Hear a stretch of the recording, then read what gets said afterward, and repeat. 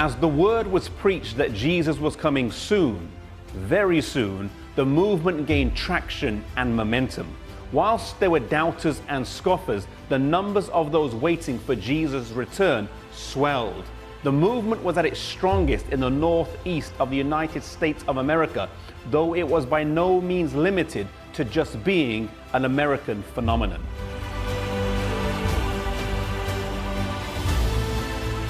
Before the days of email and internet communications, God's Spirit was moving on different people around the world as they studied His Word and came to similar conclusions. In England, a preacher named Edward Irving proclaimed the soon return of Jesus. In Germany, Johann Bengel. In South America, Manuel de la Cunza. This was a worldwide revival, fulfilling the text in Daniel 12 verse 4 that says, at the time of the end, men would run to and fro and knowledge would be increased. Knowledge of the Bible, but in particular, knowledge of the books of Daniel and Revelation.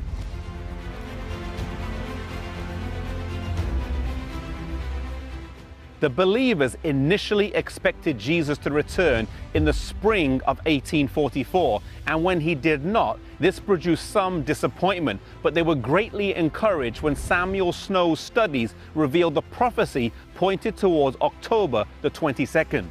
This brought great revival amongst the believers as they wanted to put their wrongs right and be ready to meet Jesus when he comes.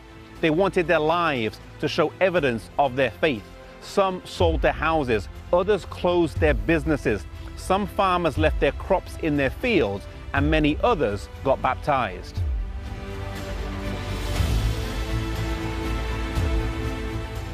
Charles Fitch was a minister who baptized many people in the autumn of 1844, and unfortunately on one occasion, because there were so many people to baptize and he spent so long in the chilly New England waters, he caught pneumonia.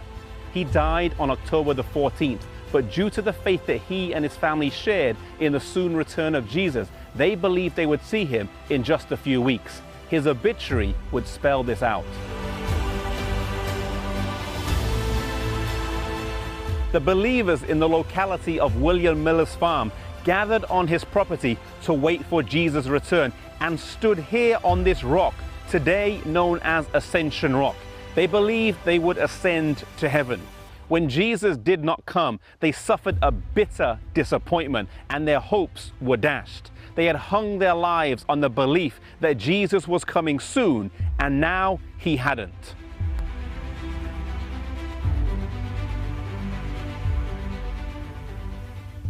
Was their faith in vain? Was it presumption? Could they recover from the embarrassment, ridicule, and shame they would face? Henry Emmons later said, "I waited all Tuesday, and dear Jesus did not come.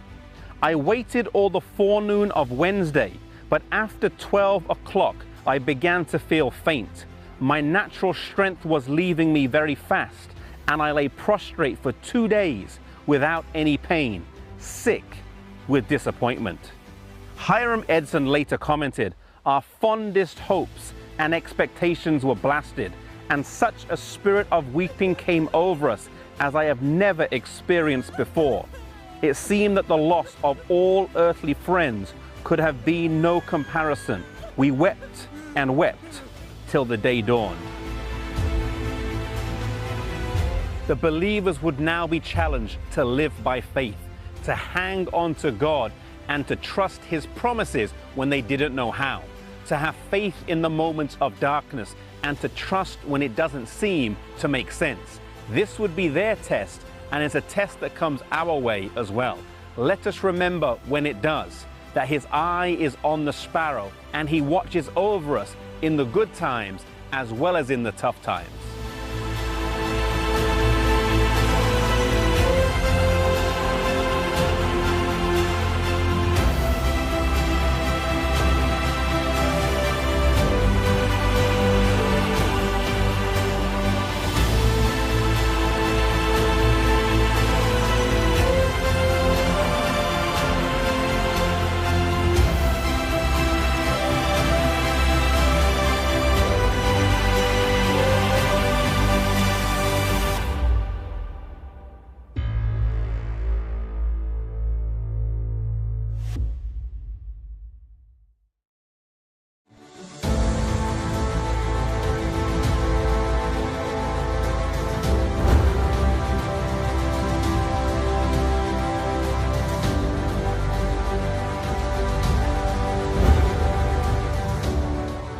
In chapter 23, it covers in detail the extremely important subject of the sanctuary, and we see the difference between the earthly and heavenly sanctuaries, and how in the sanctuary there are different compartments, the holy and most holy place, and how these illustrate the plan of salvation. As we continue this journey through this fascinating book, The Great Controversy, we see how the war between good and evil involves every single one of us. This book, and especially this chapter, with its deep theological and prophetic insights, has the power to change your present and give you a clearer meaning in life.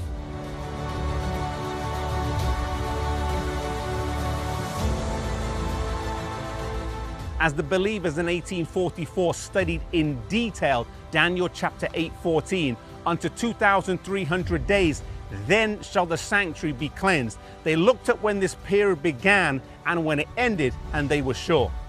The 70-week prophecy of Daniel chapter 9, which formed the beginning of the 2,300 day or year prophecy, was set in stone. The date for the decree to restore and rebuild Jerusalem was 457 BC. The date for Jesus' baptism was AD 27 and his crucifixion AD 31. All these had been unquestionably fulfilled, meaning the end date of 1844 was widely accepted.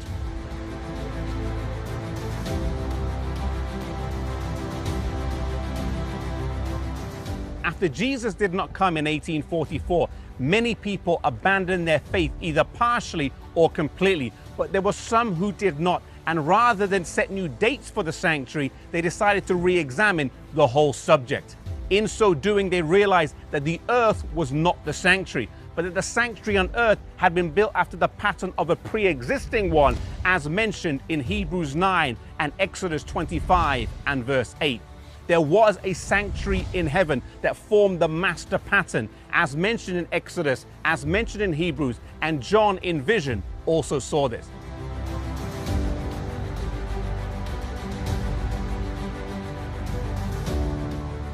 This sanctuary is a sanctuary of the new covenant, and everything in it has symbolic meaning. The sanctuary on earth was a copy, and thus we get a glimpse into the mind of God and how complex terms like justice, mercy, justification, sanctification, intercession, and cleansing play out.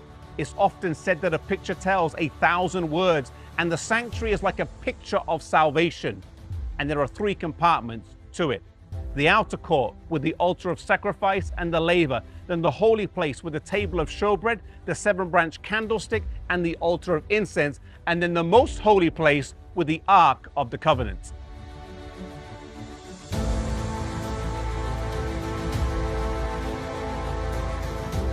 Each compartment of the sanctuary had corresponding services that went along with it.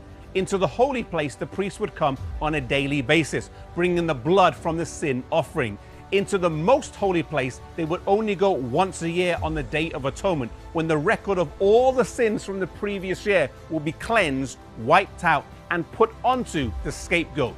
On the Day of Atonement, all the sins will be completely erased from the previous year. This took place in the earthly sanctuary, and it stands to reason that it would take place in the heavenly sanctuary as well.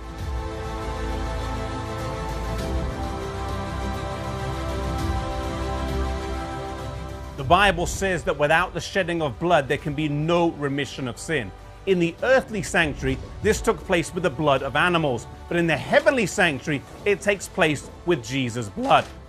From Jesus' ascension up until 1844, he performed this work of intercession for man in the holy place. But after 1844, he moved into the most holy place to begin the work of cleansing.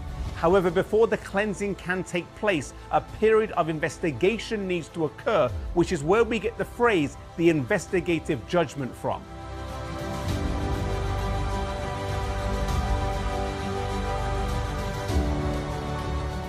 Today we're living during a time when Jesus will look to see who has completely surrendered their lives to him, who has allowed his blood to cover their lives, and who is walking with him daily. At the end of the investigative judgment, the sins of humanity will be placed on Satan, who is the real scapegoat, something that we will cover on more later on.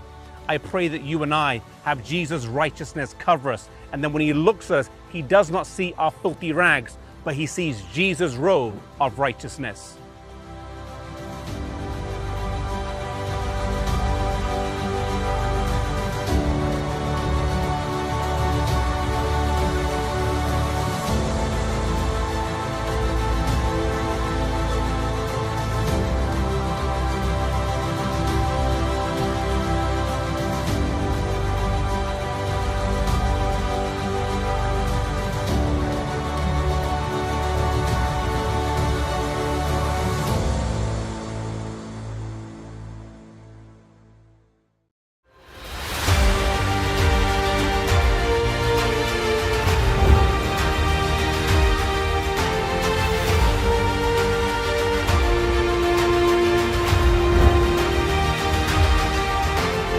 The call had come from overseas, please send someone.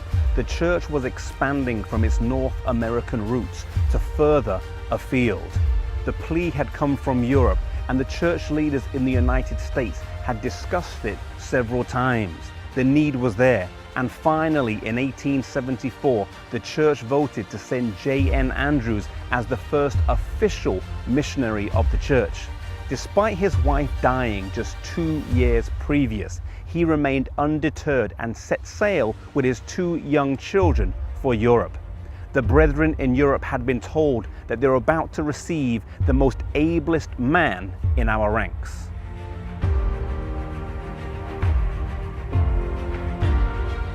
What qualified him to be the ablest man in our ranks? At the age of 25, he wrote a paper that was presented at the General Conference session that persuaded the church to keep the Sabbath from sunset to sunset.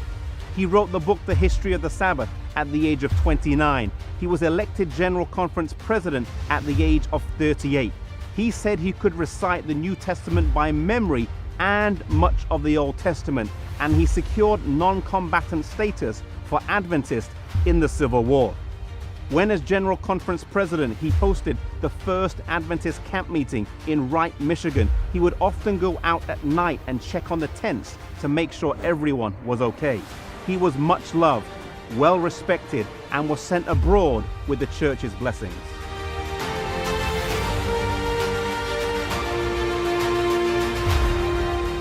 Initially docking in Liverpool, England, before making his way across France to Switzerland. Arriving in Switzerland, the task ahead of him was huge. Although he was not a pioneer missionary, as some work had already taken place before him, there was little structure to work with. There were no printing presses, no publishing houses, and no organized conferences. J.N. Andrews set about the work with an intensity that he was known for.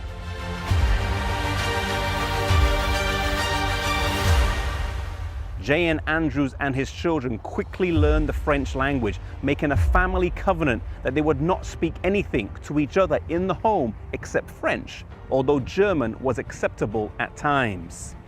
His daughter Mary quickly became fluent in the language and became the proofreader for the new magazine entitled Lineage du Temps. J.N. Andrews wrote over 400 articles for this magazine during the 7-year period that he was in Europe, a remarkable amount considering that he also contracted pneumonia after being there just 3 years. When the doctor came to visit him, he asked him why he was starving himself because he looked to be in such bad health.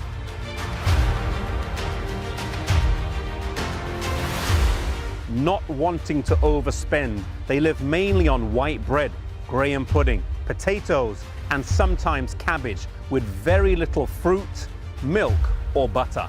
He was counseled to marry again, and it's likely this would have preserved his life, as it could have led to him taking better care of himself, but he said he could not.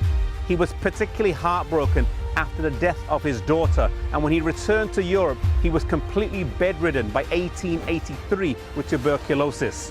The church was concerned, and they sent J.N. Loughborough from England to do an anointing service. And his mother also visited him in his final months, but unfortunately, he still died young.